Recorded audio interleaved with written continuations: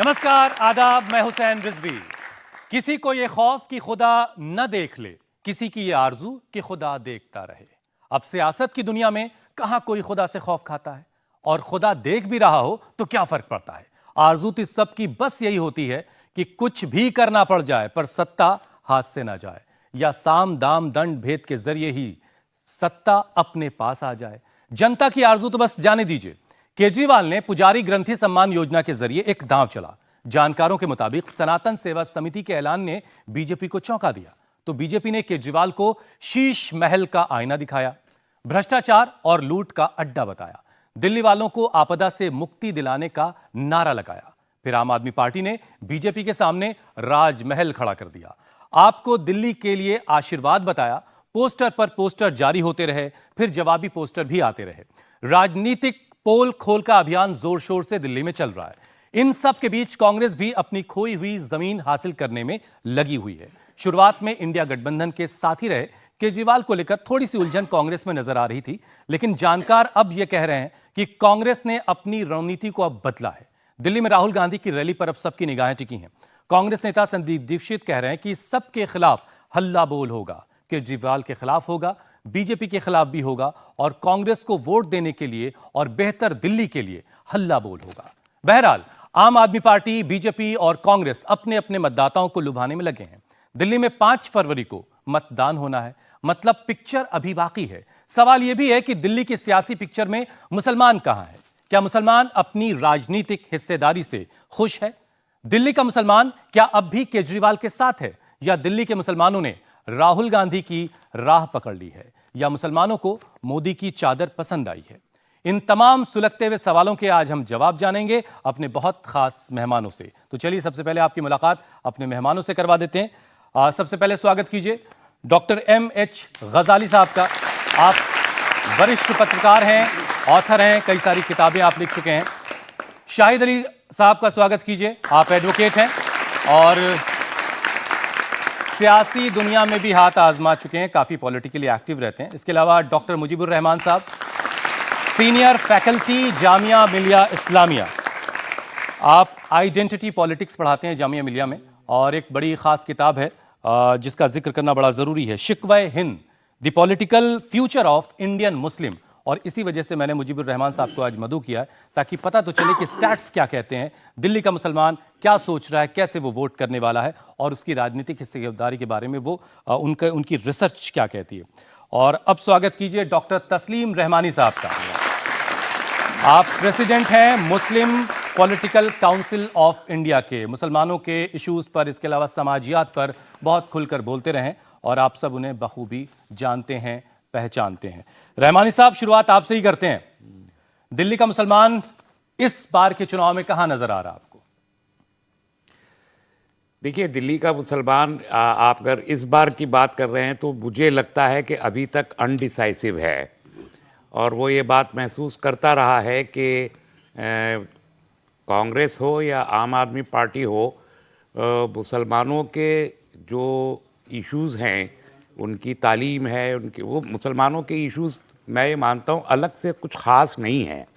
Common जो दिल्ली वालों के इशू हैं वही मुसलमानों के इशू भी हैं, लेकिन उन इश्यूज़ पर कोई बात किसी भी पार्टी की जानिब से की नहीं जा रही, मुसलमानों के बारे में भी नहीं की जा रही। आप अगर अभी कैंपेन जिस अंदाज से शुरू हुआ है दिल्ली का, आप अगर इस पर गौर करें तो देखें कि इश्यूज़ की बात ही नहीं हो रही। ऐसा महसूस हो रहा है कि तीनों जो मेन पॉलिटिकल कंटेंडर्स हैं, ये तीनों के तीनों दिल्ली के चुनाव नहीं लड़ रहे हैं, बल्कि फ्यूचर की जो राजनीति है उन लोगों की, उसको साधने का चुनाव यहाँ पे लड़ा जा रहा है। और उसके लिए कांग्रेस की भरपूर कोशिश है कि किसी तरीके से बीजेपी की सरकार बन जाए यहाँ पर, और आम आदमी पार्टी से उसका पिंड कोशिश है बीजेपी की सरकार बन कांग्रेस की कोशिश है बीजेपी की सरकार बन जाए, और वो बाकी जगहों पर आम आदमी पार्टी से जो कांग्रेस को नुकसान होता है वो बच जाए। बीजेपी की कोशिश है कि उसकी सिर्फ सीटें बढ़ जाए किसी सूरत से, और वोट परसेंटेज बढ़ जाए, और आम आदमी पार्टी कमज़ोर होकर सरकार बना ले। और आम आदमी पार्टी चाहती है कि इख्तियार उसके हाथ से न चला जाए। ये 3 टारगेट्स लेके तीनों पॉलिटिकल पार्टी लड़ रही हैं। उसमें पोल्यूशन जो दिल्ली का सबसे बड़ा मुद्दा आज की तारीख में है, यानी आज हवा भी चल रही है, बारिश भी होने को तैयार है, इसके बावजूद AQI 400 के ऊपर है। ये मुद्दा है दिल्ली का जो जो सेहत को मुतासिर करता है, ये इसकी कोई बात ही नहीं कर रहा। क्या स्ट्रेटेजी हो, क्या नहीं होना चाहिए, कैसे रोके पोल्यूशन को। माइग्रेशन बढ़ रहा है, पिछले 13 साल में दिल्ली की आबादी दुगनी हो गई है, तो कैसे हम मैनेज करेंगे पॉपुलेशन को। पीने का पानी नहीं है हमारे पास, ये साफ पानी नहीं है। अब हमारी आधी से ज़्यादा दिल्ली की पॉपुलेशन को गंदा पानी पीने को मिलता है। ऐसे दिल्ली की आवाम को वाली पॉलिटिक्स चाहिए जिसकी आप बात कर रहे हैं। इसका जवाब गजाली साहब आप दीजिए। और एक चीज और ये भी समझाइए, जो रहमानी साहब ने एक बात कही कि कांग्रेस ये चाह रही कि बीजेपी सत्ता में आ जाए, ये वाला फॉर्मूला क्या है, जरा ये भी समझाइए। और जिस तरह की सियासत का जिक्र कर रहे हैं रहमानी साहब, यानी अवाम वाली पॉलिटिक्स, अवाम के मुद्दे कहां हैं और क्यों नहीं है? क्यों राजनीतिक दलों को लगता है कि पुजारी ग्रंथि सम्मान योजना से काम चलेगा, सनातन समिति का ऐलान कर देने से ही काम चलेगा? अवाम के मुद्दों पर बात क्यों नहीं हो रही है? बुनियादी मसला यह है कि अवाम के मुद्दे पर जब बात करेंगे तो उसके लिए पूरी एक पॉलिसी बनानी पड़ेगी, उसके लिए पैसा खर्च करना पड़ेगा, उसके लिए लोगों को इन्वॉल्व करना पड़ेगा। और जब बग़ैर कुछ किए धर्म के नाम पर लड़ाकर कुछ थोड़े टुकड़े डालकर वोट मिल सकते हैं और सत्ता बन सकती है, तो क्यों कोई इतनी मेहनत करे, ये बड़ा सवाल है। और इसीलिए जो पॉलिटिकल पार्टीज़ हैं वो आसान रास्ता तलाश करती हैं। अब जैसे रहमानी साहब ने कहा कि जिस तरह से इलेक्शन की कैंपेन शुरू हुई है उसमें आपदा का लफ्ज़ बहुत ही ज़ोर शोर से उठाया गया। बीजेपी आपदा से मुक्ति दिलाने का नारा लगा रही है। जी, दिल्ली वालों को आपदा से बाहर निकालना है। ये वो भूल गए कि दिल्ली का जो भी मसला है वो सेंटर का क्रिएटेड है, क्योंकि दिल्ली के पास तो इख्तियारात ही नहीं है, वो तो एमसीडी के बराबर भी उसके पास राइट्स नहीं है। अगर यहाँ की पूरी लॉ एंड ऑर्डर को देखें तो वो सेंटर के हाथ में है, यहाँ के लैंड के रिफॉर्म को देखें वो सेंटर के हाथ में है, यहाँ एलजी सबसे ज़्यादा पावरफुल है, उसके बगैर कोई काम हो नहीं सकता। तो एलजी पूरी गवर्नमेंट चलाता है, थोड़ी बहुत चीज़ें दिल्ली गवर्नमेंट के पास हैं। 70 सीटें हैं, 70 सीटों में जो अभी की पोजीशन है वो ये है कि मुसलमानों को तमाम पार्टियों ने इग्नोर किया है। 15 हल्के ऐसे हैं जिनमें मुसलमानों की आबादी 15 से 55% तक है, लेकिन उनको 5 टिकट से ज़्यादा कोई देता नहीं। बीजेपी ने एक भी टिकट तो फिर उस नारे का क्या हुआ? वो जो सेकुलर पार्टियां ये नारा लगाती रही कि जिसकी जितनी संख्या भारी उसकी उतनी हिस्सेदारी, वो नारा कहाँ है फिर? वो नारा बस नारा है। आपने जैसे कहा कि नारा है तो नारा है, और नारे कभी भी हकीकत नहीं होते। तो वही मामला है पॉलिटिक्स में। तो मुसलमानों की हालत जैसे कि बताया भी गया, बेहतर कैसे होगी इसके बारे में कुछ गौर किया आप लोगों ने? जी, बुनियादी मसला ये है कि दिल्ली वालों की आम जो समस्याएं हैं अगर वो बेहतर होंगी तो मुसलमानों की हालत भी बेहतर होगी। और पार्टिसिपेटरी जो सिस्टम है, पॉलिटिकल सिस्टम, उसको यहाँ लागू करना चाहिए। जो कास्ट सेंसस की बात हो रही है, कास्ट सेंसस होना चाहिए, उसी के हिसाब से उनको चीज़ें मिलनी चाहिए। ये बुनियादी मसला है। शाहिद साहब, देखिए, आम आदमी पार्टी आपदा में कोई अवसर तलाश लेगी या नहीं तलाश पाएगी ये तो दिल्ली के अवाम आने वाले वक्त में तय करेगी, लेकिन मुसलमानों की जो राजनीतिक हिस्सेदारी है, टिकटों के बंटवारे के वक्त मुसलमान दिखाई नहीं देता राजनीतिक दलों को, और बहुत सारे उसके साथ मसले जोड़ दिए जाते हैं, विनिबिलिटी जोड़ दी जाती है, भाई आपको खड़ा करेंगे तो पोलराइजेशन हो जाएगा, ध्रुवीकरण हो जाएगा। तो ये सारी बातें, इनको काउंटर करने के लिए मुस्लिम कैंडिडेट्स के पास कोई फॉर्मूला होता है? आप लोगों ने कोई ऐसी चीज़ें तैयार की हैं क्या? मैं इस पूरे देश को एक फॉर्मूला बता रहा हूं, और जो बहुत सच फॉर्मूला है, तमाम दुनिया के अंदर लागू है। वो प्रोपोर्शनेट रिप्रेजेंटेशन, जिसको आपने कहा जिसकी जितनी संख्या उसकी इतनी हिस्सेदारी। प्रोपोर्शनेट रिप्रेजेंटेशन को जब तक इंस्टीट्यूटरी पावर नहीं मिलेगी, यानी इंस्टीट्यूट में ये नहीं आ जाएगा, पार्लियामेंट से पास नहीं हो जाएगा, तब तक ये वाली पॉलिटिक्स हमारे देश के अंदर चलती रहेगी कि ये 15% या 50% जितने भी हैं, ये तमाम के तमाम लोग देश के लिए खतरा हैं, इसलिए इनके खिलाफ आकर के इलेक्शन करिए। दिल्ली में ऐसा कोई मसला नहीं है, लेकिन यहाँ भी खतरा है। तो इस तरह का जो ये बनाया जाता है, नैरेटिव चलाया जाता है, वक्फ बोर्ड छीन लीजिए, इनको जीना मत दीजिए, इनको ज़मीन के अंदर गाड़ दीजिए। जिस दिन प्रोपोर्शनेट रिप्रेजेंटेशन हो गया तो बिल्कुल इंक्लूसिव की जो पॉलिटिक्स होती है ना, तमाम लोग इंक्लूसिव उसके अंदर होंगे। पाकिस्तान जैसे देश के अंदर वहाँ पर भी माइनॉरिटीज़ को रिजर्वेशन है, वो अपने अपने अपने चुनाव चिन्ह से जीत के आ सकते हैं, अपने चुनाव चिन्ह से जीत के आते हैं। यहां पर मुसलमानों की बात करेंगे, साहब आप पार्टी ने 4 टिकट दिए, कांग्रेस ने 5 टिकट दिए, बीजेपी ने 1 भी नहीं दिया। लेकिन अगर प्रोपोर्शनल रिप्रेजेंटेशन होगा तो आपको किसी पॉलिटिकल पार्टी की जरूरत नहीं होगी। और जब आप विधानसभा के अंदर और पार्लियामेंट के अंदर अपने चुनाव से जीत के जाएंगे, अपने अपने अपने जो आपके मकासद हैं उनसे जीत के जाएंगे, अपने मुद्दों से जीत के जाएंगे, तभी तो अपनी बात करेंगे वहां पर। आज आपने कोई भी एक एक्ट लेके आ जाइए, कोई भी एक बिल लेके आ जाइए, क्योंकि आप इक़्तिदार में हैं पार्लियामेंट के अंदर, आपकी बात ही नहीं सुनी जाती। आपकी बात कहने के लिए वहां पर है ही नहीं आप, तो आप बात कहने के लिए पहुंचेंगे कैसे? आप कहते हैं पार्लियामेंट के अंदर 23 MP है, 27 MP है, मुझे बताइए मुसलमान MP कितने हैं उसके अंदर? 1 या 2? क्योंकि जब आप किसी पॉलिटिकल पार्टी के रिप्रेजेंटेटिव हैं, ऐसे ही मैं दलित समाज के लिए भी कह रहा हूं कि दलित समाज के भी इतने सारे MP होने के बावजूद भी वो अपनी अपनी पॉलिटिकल पार्टियों के MP हैं, अपने दल की या अपने समाज की बात कहां कर पाते हैं वो? तो जब तक हमें ये वाले राइट हमारे देश में नहीं मिलेंगे कि अपनी हम बात कर सके पार्लियामेंट के अंदर, असेंबली के अंदर, अपने मुद्दों के साथ, अपनी ताकत के साथ, जब तक कुछ नहीं होगा। पूरा निजाम वही बदलने की बात कह रहे हैं। मैं प्रोपोर्शनल रिप्रेजेंटेशन की बात कर रहा हूं, निजाम बदलने की बात नहीं कर रहा हूं। यह एक ऐसी चीज है पूरी दुनिया के अंदर लागू है, जहां पर जो भी माइनॉरिटीज हैं, जो भी कमजोर लोग हैं, उनको बाकायदा रिजर्वेशन करके सीटें दी जाती हैं कि भाई आप अपनी पार्टी बना करके आ सकते हैं। अब आप जैसे बीजेपी आपको कोई टिकट ही नहीं दे रही, अब आप क्या करेंगे? अब तो खत्म हो गए ना पॉलिटिकली, आप तो पॉलिटिकली समुद्र के अंदर जाके डूब चुके। तो आप मरे रहना चाहते हो तो आप मरे रहिए, लेकिन अगर आपको जिंदा होना है, मैं भारतीय जनता पार्टी को भी बता रहा हूं ये बात, उनके लिए मैं कह रहा हूं कि पूरी दुनिया के अंदर तो आप डंका पीटते हैं विश्वगुरु, क्या मुसलमानों को मार के विश्वगुरु बनेंगे?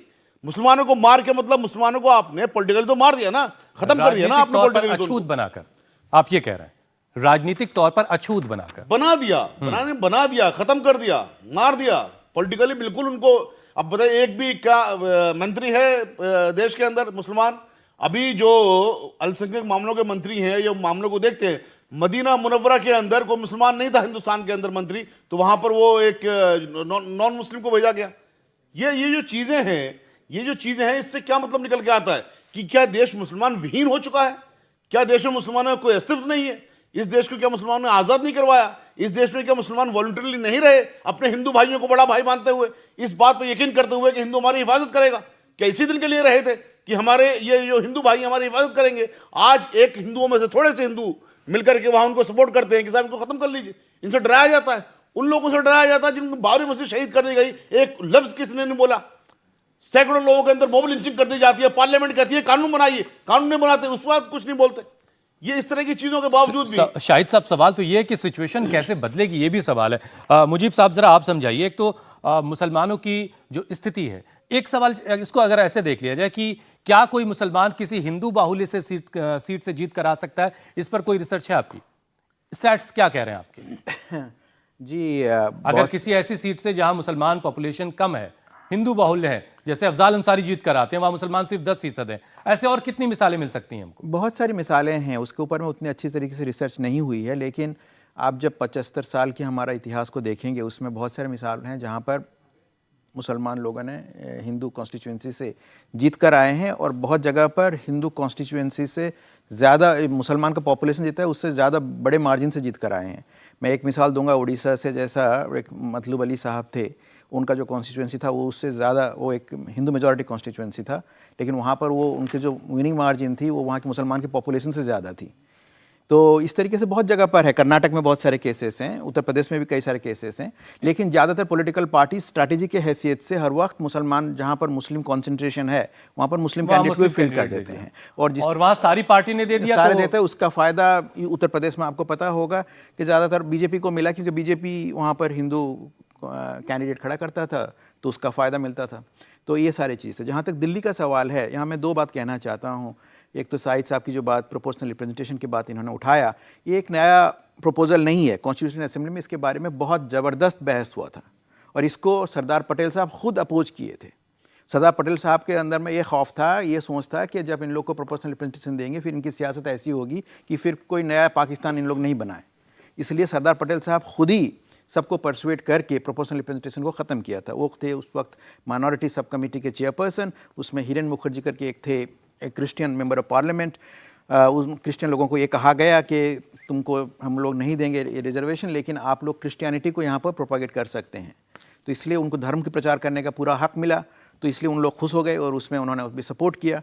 तो उसमें आई थिंक 68 to 1 या 3 ऐसे कुछ वोट्स में वो कमेटी का इलेक्शन हुआ, उसमें प्रोपोर्शनल रिप्रेजेंटेशन को ख़त्म किया गया। जहाँ तक दिल्ली का सवाल है, जो सियासत जो नज़र आता है अब तक मुझे कि बेसिकली बाइपोलर पॉलिटी है। इसमें बेसिकली कांग्रेस और आप पार्टी और भारतीय जनता पार्टी के अंदर में भी कॉन्टेस्ट रहेगा, कि इन कॉम्पिटिशन्स रहेगा। इसमें भारतीय जनता पार्टी किस तरीके से मुस्लिम वोटर्स को मोबिलाइज कर रही है इस कॉन्स्टिट्यूएंसी के अंदर। रहमानी साहब जो कर रहे हैं कि कांग्रेस कोशिश कर रही है कि बीजेपी जीत जाए, ये कैसा लगता है आपको? कांग्रेस कोशिश करे, कांग्रेस के कोशिश से उतना कोई, कांग्रेस खुद ही कोशिश, उसके कोशिश से कुछ फर्क नहीं पड़ने वाला है। जहाँ तक मैं सोचता हूँ ये अभी भी एक मार्जिनल प्लेयर है। इसकी इतनी जो ग्राउंड में इतनी ये वीकन हो गया है इसका जो फाउंडेशन और इसके पार्टी वर्कर्स वगैरह, तो आई डोंट थिंक दैट वो कोई फर्क डालेगा इतना सारा। तो कांग्रेस के तो बहुत सारे ख्वाब हैं। सीधी लड़ाई आप आम आदमी पार्टी और बीजेपी के अंदर में है।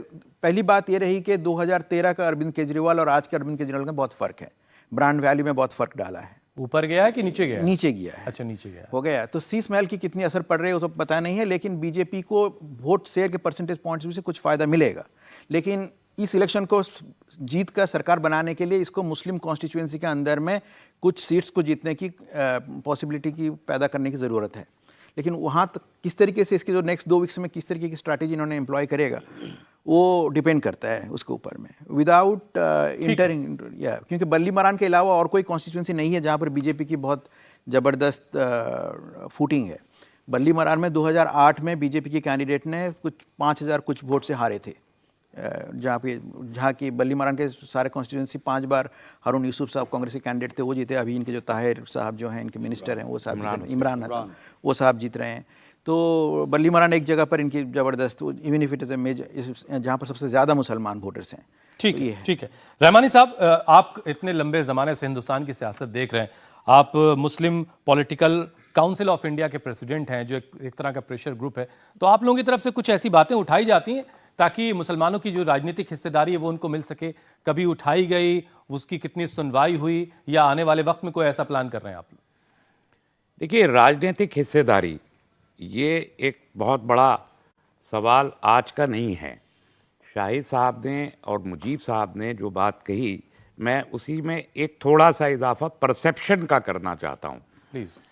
1934 में जिन्ना साहब ने 14 नुकाती फार्मूला दिया था, और उस 14 नुकाती फार्मूले में उन्होंने इसी प्रोपोर्शनल रिप्रेजेंटेशन की और रिजर्वेशन की बात की थी, मुस्लिम रिजर्वेशन की, कि एक अनडिवाइडेड इंडिया में सीट्स तो मुसलमानों की रिजर्व हों। एक ये पार्ट है। दूसरा पार्ट है कि पूना पैक्ट में 1930 में गांधी जी ने पूना की जेल में मरण व्रत रखा कि हिंदू वोट, दलित वोट हिंदू वोट के फोल्ड से बाहर नहीं जाए। लेकिन हम इसके पूर्व पैक्ट ये हुआ अम्बेडकर और गांधी जी के बीच में कि हम हिंदू वोट का जो शेयर है उसमें से दलित को रिजर्वेशन दे देंगे, लेकिन आप अपने आप को हिंदू ही रखिए, हिंदू ये मत कहिए कि हम हिंदू नहीं हैं। जबकि मुसलमानों की जानिब से जब ये डिमांड जिन्ना ने उठाई, तो आप बदकिस्मती है हम तमाम मुल्क की कि इस डिमांड की वजह से, मुस्लिम रिजर्वेशन एंड प्रोपोर्शनल रिप्रेजेंटेशन की डिमांड की वजह से मुल्क तकसीम हो गया, जिसका नुकसान हुआ, बहुत बड़ा नुकसान हुआ, हो रहा है। तो ये वो डिमांड है, ये इसकी ज़रूरत है। इसके बावजूद हमने आज़ादी के पहले ही कहीं ना कहीं ये जहन बना लिया कि हमको इस मुल्क के डेमोक्रेटिक सिस्टम में मुसलमानों को बहुत ज़्यादा रिप्रेजेंटेशन नहीं देना। और उसका नतीजा ये है कि 1952 के पहले इलेक्शन से आज तक मुसलमानों का लेजिस्लेशन में, चाहे वो लोकसभा हो चाहे वो स्टेट असेंबलीज हो, 5% के ऊपर कभी गया ही नहीं। हम 14% सेंसस कहता है 2011 के आसपास का एक दौर था, शायद 9% के आसपास गया था, एक आध मरतबा कभी। वो पता नहीं कौन सा जादुई दौर था। वो 1984 में के इलेक्शन के बाद एक बार हुआ था, लेकिन पार्लियामेंट में। उसके अलावा कभी नहीं हुआ। जब 54 सीट्स आई थी तो उसके अलावा कभी भी नहीं हुआ। लेकिन पिछले कुछ वक्त में अभी पुजारी ग्रंथी सम्मान योजना है, फिर सनातन सेवा समिति है। क्या केजरीवाल को लग रहा है कि मुसलमान अब छिटक रहा है, कुछ उनसे दूर हो रहा है, तो अब उनको हिंदुत्व और पॉलिटिक्स की तरफ जाना पड़ा? क्या ये इसको इस तरीके से देखा जा सकता है उनके इन फैसलों को? देखिए, केजरीवाल जो पैदाइश है बुनियादी तौर पर आम आदमी पार्टी की पैदाइश, वो एक मंसूबे के तहत आरएसएस ने ही उसकी पैदाइश कराई है। और वो उसके ही मकासद को हमेशा से पूरा करने की कोशिश करते हैं। और अब वो बीजेपी के मुकाबिल खड़े हो गए हैं। वो उसके मकासद को पूरा करते हैं। मैं आपको 2-3 मिसालें देता हूँ। एक ये कि बिल्किस बानो के मामले में हिंदुस्तान के ज़्यादातर लोगों ने बात की, लेकिन केजरीवाल की तरफ से एक भी बयान नहीं आया। CAA का जो पूरा मूवमेंट चल रहा था देश में, बहुत सारे लोग मुखालफत कर रहे थे, उसमें ओखला के इलाके में उन्होंने एक विज़िट तक नहीं किया। उसके बावजूद ओखला के लोगों ने आम आदमी पार्टी के कैंडिडेट को जिताया, ठीक है ना। तीसरी चीज़ और मैं बताता हूँ, दिल्ली में इतना बड़ा राइट हुआ, दिल्ली फसाद में अगर केजरीवाल चाहते तो वहाँ अपनी कैबिनेट के साथ जाके उस चीज़ को किसी हद तक कंट्रोल कर सकते थे, लोगों के दरमियान भाईचारे की बात कर सकते थे। जिस आदमी की वजह से वो राइट हुआ वो भी आम आदमी पार्टी का मंत्री रह चुका था, तो केजरीवाल ने उसमें कोई बयान तक नहीं दिया, जाना तो बहुत दूर की बात है। तो केजरीवाल उन्हीं मकासद को पूरा कर रहे थे, वही वो नारे लगा रहे थे, वही वो पूजा पाठ का काम कर रहे थे जो RSS बीजेपी करती रही है, वही काम वो भी कर रहे थे। और उन्होंने बीजेपी को मजबूत करने का काम किया है, उसको कमज़ोर करने का काम नहीं किया। उनकी सत्ता भी कांग्रेस को पीछे करके आई थी, ये आप जानते हैं। शाहिद साहब, हमने जनरल इलेक्शन के वक्त देखा कि मुसलमानों का रुझान जो है वो कांग्रेस की तरफ गया। अभी राहुल गांधी की जो मोहब्बत की दुकान है, वो दिल्ली में उसका क्या हाल है? मैं उससे पहले थोड़ा सा ही बता दूं, देखिए जो केजरीवाल साहब हैं, दिल्ली में 3 ही पार्टियां इलेक्शन लड़ रही हैं बेसिकली। केजरीवाल साहब एंटी दलित, एंटी मुस्लिम है, वो बिल्कुल साफ है उनका। अभी उन्होंने पुजारी योजना घोषित करी, 5 कैंडिडेट दिए थे, 5 जीत के आए थे। कैंडिडेट के अलावा मैं जो बात कर रहा हूँ, देखिए जो बात है, आप जो नेता बनते हैं या आप जो इलेक्शन जीत करके पार्लियामेंट या असेंबली के अंदर पहुंचती हैं, आप किसके नेता होती हैं? रिप्रेजेंटेटिव किसके होती हैं? आवाम के, लोग, यानी कि जन के। उन जन में आप क्या कर रहे हैं? आपने पुजारियों के लिए किया, ग्रंथी योजना कर दी आपने। वाल्मीकि मंदिर हैं देश के अंदर, दिल्ली के अंदर कितने सारे, 310 रविदास मंदिर हैं, कबीर मठ हैं, क्रिश्चियंस के हैं, गिरजाघर हैं, उनको कुछ नहीं मिलेगा। वो हिंदुस्तान के लोग नहीं है क्या? या दिल्ली में नहीं रहते? तो आपने एक पर्टिकुलर अपने उसमें से चुना कि साहब मैं सिर्फ हिंदुओं को दूंगा, बाकी को मैं नहीं दूंगा।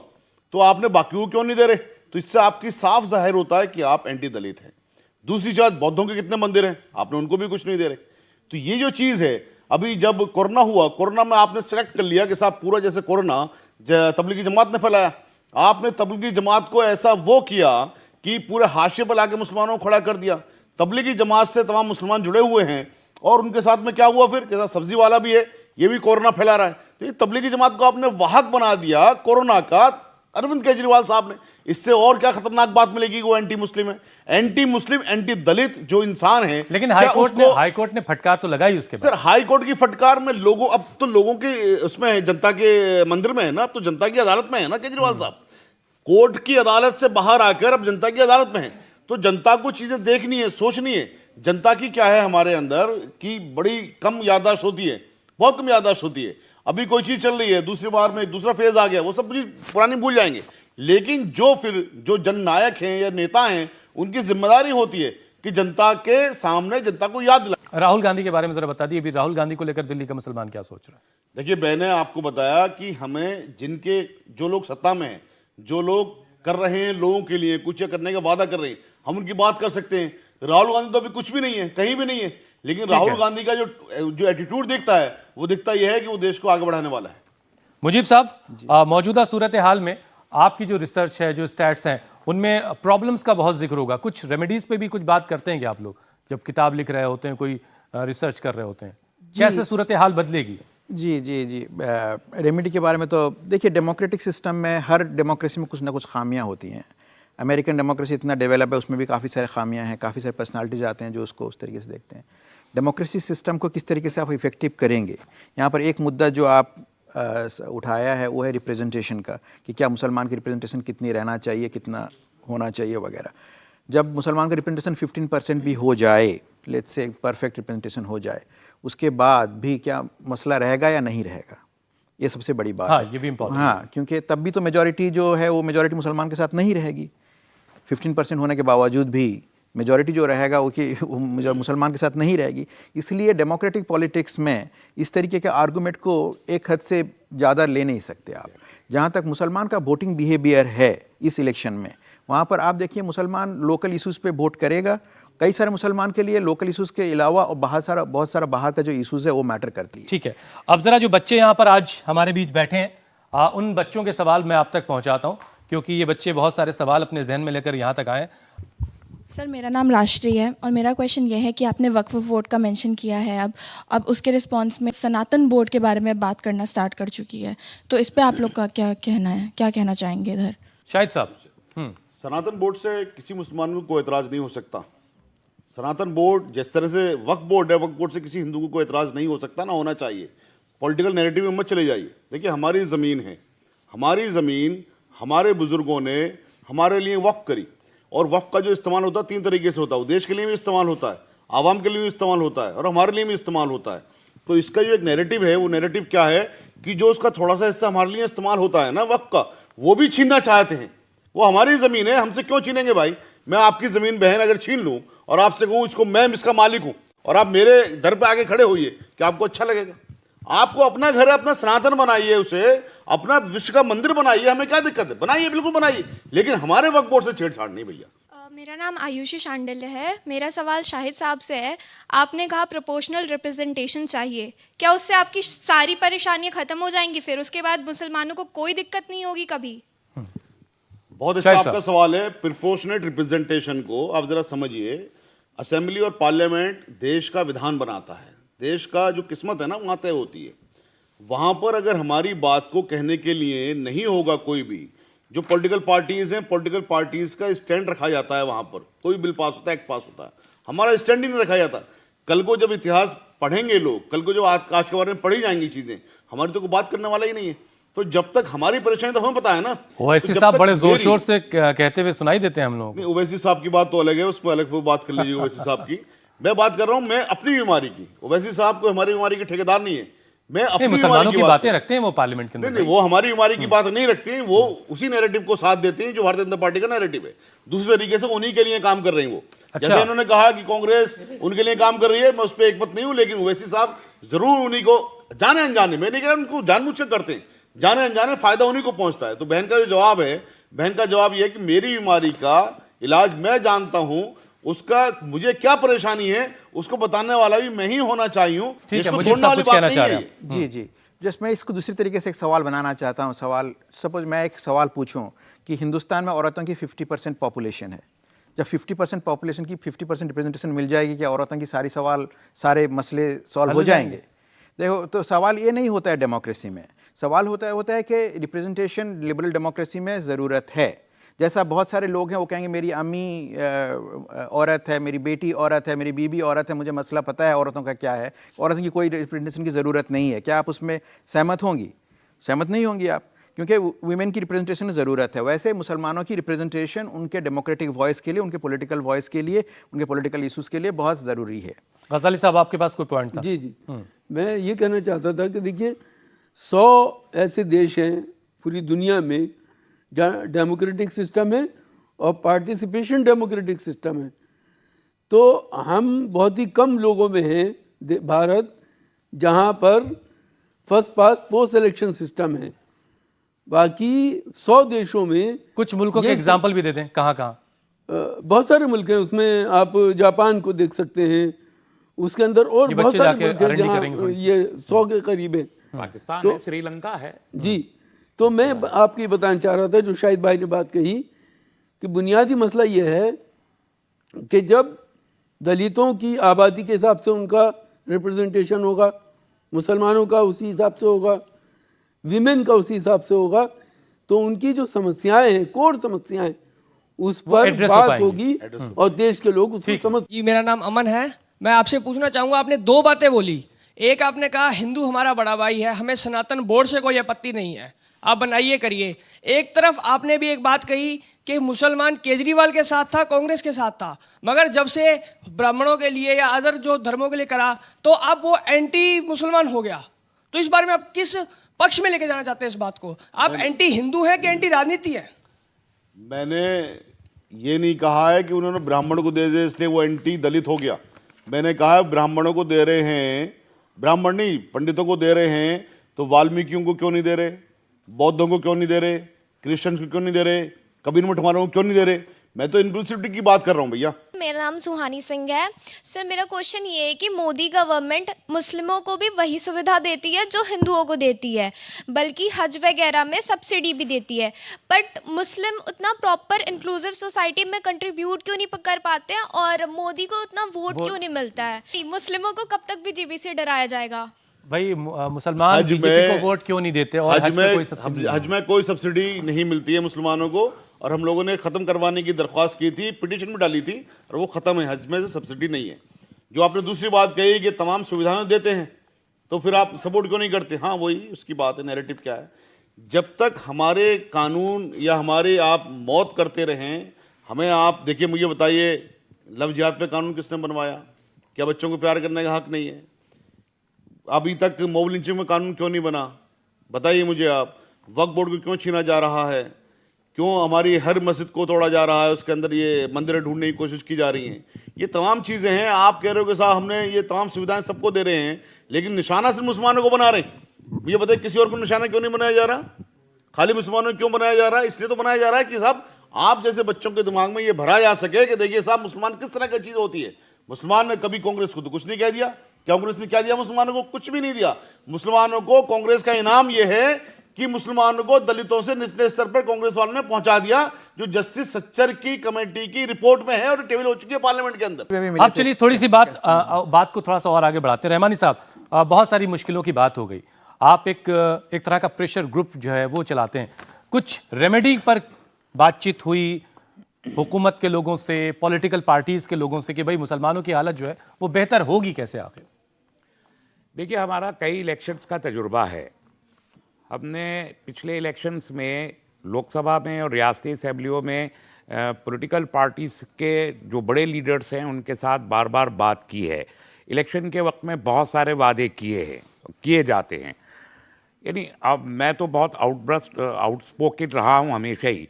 लालू जी से एक बार कहा गया कि साहब आप मुसलमानों को टिकट दीजिए जितना आप यादव को टिकट देते हैं, आप MY समीकरण की बात करते हैं। ये आइडियोलॉजिकली सही है या गलत है, अलग सवाल है, लेकिन आप MY समीकरण की बात कर रहे हैं तो आप जिस प्रोपोर्शन में यादव को टिकट दे रहे हैं उसमें मुसलमानों को भी दीजिए। तो कह रहे हैं मुसलमानों को असेंबली में लाने से क्या ज़रूरत है? हमने UPSC का आपका चेयरमैन बना दिया, वहाँ पर प्रदेश का हमने पुलिस में आपको भर्ती दे दी, हमने आपको ये कर दिया, आपको असेंबली में जाने की क्या ज़रूरत है? तो मेरा फौरन ये सवाल था, तो फिर यादव को भी क्या ज़रूरत है? आप उसको भी ऐसे ही सब चेयरमैन बना दीजिए।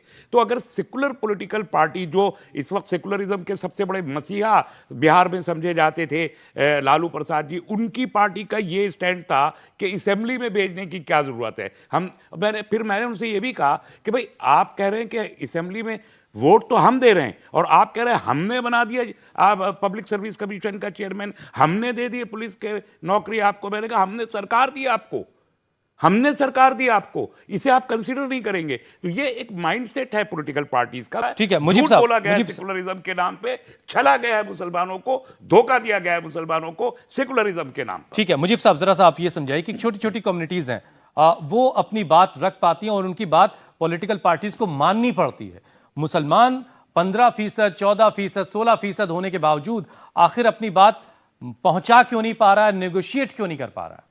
नहीं, मुसलमान नेगोशिएट करता है। एक कहना गलत होगा कि मुसलमान नेगोशिएट नहीं कर रहा है। मैं पहली बात ये कहना चाहता हूँ इसी सिलसिले में कि हम लोग उस दौर पे अभी जी रहे हैं जहाँ पर आप देखिए इंग्लैंड में एक ऋषि सुनाक साहब जो हमारे इंडिया के ओरिजिन के हैं, वो वहाँ पे प्राइम मिनिस्टर बने। अभी कनाडा के जो अभी कैंडिडेट बन रही हैं अनीता आनंद, वो भी इंडियन ओरिजिन की हैं। अब अमेरिका के व्हाइट हाउस में वाइस प्रेसिडेंट की बीवी भी जो है वो इंडियन ओरिजिन में है। वहाँ पर हिंदुस्तान कितने दिन से रहते हैं, इसके बावजूद भी वो इतने बड़े बड़े पोजीशन पे जाकर इंडिया के ओरिजिन के लोग, हिंदू लोग या अपने हिंदुस्तानी भाई लोग वहाँ पर ये पोजीशन पे रहे हैं। यहाँ पर मुसलमान हज़ारों साल से रह रहा है, इसके बावजूद भी वो पार्लियामेंट को उसको कंटेस्ट करने के लिए टिकट नहीं देता है। एक पॉलिटिकल पार्टी एक डेलिबरेट पॉलिसी में असेंबली के लिए नहीं देता है, तो ये बहुत बड़ा नाइंसाफ़ी है। तो मुसलमान चाहता क्या है? मुसलमान बेसिकली एक ही चीज़ चाहता है कि वो इक्वल सिटीजन रहे, यहाँ पर उसका हक दूसरों के साथ बराबर रहे। शायद सब बस 1 मिनट है। मुझे शो खत्म करना है। देखिए, हिंदुस्तान ना हमारा देश के संविधान से चलता है। संविधान 3 पिलर की बात करता है: विधायिका यानी पार्लियामेंट और असेंबली, एग्जीक्यूटिव यानी सरकार, और जुडिशरी। आपने सिस्टमेटिक तरीके से विधायिका से गायब कर दिया मुसलमान को, रिप्रेजेंटेशन ही नहीं है, जीरो हो गया वहाँ पर, तो आप खत्म हो गए वहाँ पर। जब आप वहाँ पर नहीं है तो कार्यपालिका से आप क्या कहेंगे? क्योंकि कार्यपालिका तो विधायिका के लिए ताई जवाबदेह है। तो आपकी जवाबदेही जब खत्म हो गई, जब आप है ही नहीं वहाँ पर, तो आप वहाँ से भी खत्म हो गए। अब जुडिशरी की बात रहेगी, जुडिशरी में 2-4 जो लोग इंसान हैं, जो अच्छे या ईमानदार किस्म के लोग हैं, वो अच्छे ऑर्डर दे देती हैं, उनके पीछे सबके सब लोग पड़ जाते हैं फिर पूरी तरह से, तो उनको भी दबाव में लेके आ जाता है। तो अकेला सॉल्यूशन मेरे मुताबिक प्रोपोर्शनल रिप्रेजेंटेशन है इसका। ठीक है, गजाली साहब एक फाइनल कमेंट, और दिल्ली का मुसलमान किस रुख पर जाता दिख रहा है आपको? देखिए, इक्वली अपॉर्चुनिटी का सिस्टम अडॉप्ट करना पड़ेगा। इक्वली अपॉर्चुनिटी का जब तक सिस्टम अडॉप्ट नहीं किया जाएगा तब तक ये मसाइल हल नहीं होंगे। और एक बात मैं और कहना चाहता हूँ कि जो प्रोपोर्शनेट रिप्रेजेंटेशन का मामला है, इससे न सिर्फ कम्युनल जो पॉलिटिक्स है वो ख़त्म होगी, बल्कि लोगों के अंदर भेदभाव और ये भी ख़त्म हो जाएगा, और यहाँ का माहौल सद्भावनापूर्ण हो जाएगा, क्योंकि किसी के राइट पर किसी को डाका डालने की ज़रूरत नहीं पड़ेगी।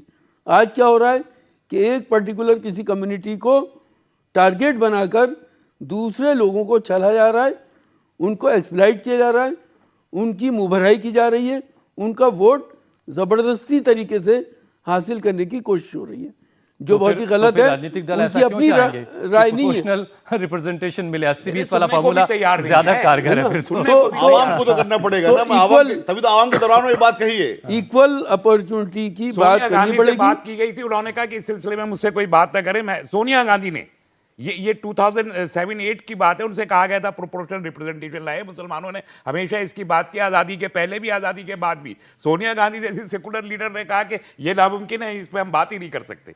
चलिए, वक्त इतना ही था, लेकिन आप अपने इस प्रोग्राम को और बेहतर बनाने के लिए अपनी राय मुझ तक पहुंचा सकते हैं। mail@indiatv.news के जरिए आप अपनी बात मुझ तक पहुंचा सकते हैं, और सीधे आप मुझसे भी जुड़ सकते हैं @D हुसैन रिजवी के जरिए।